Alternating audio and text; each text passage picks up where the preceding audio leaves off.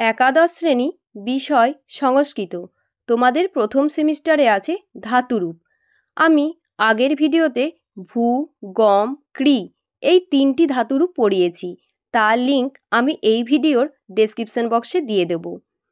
তোমাদের আরেকটা কথা বলে রাখি যে তোমাদের ধাতুরূপ থেকে এমসিকিউ প্রশ্ন দেয়া হয়ে গেছে।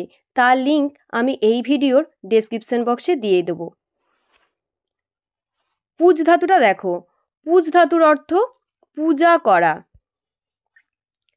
লট লকারটা পড়াচ্ছি।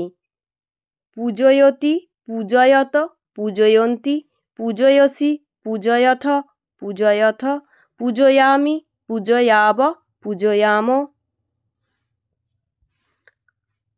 Long locker.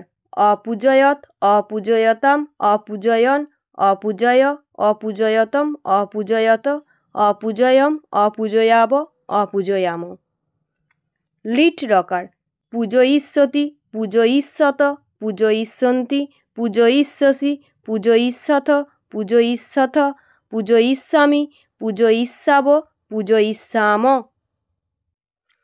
এইভাবে তোমাদের পূজ ধাতুটা পড়তে হবে।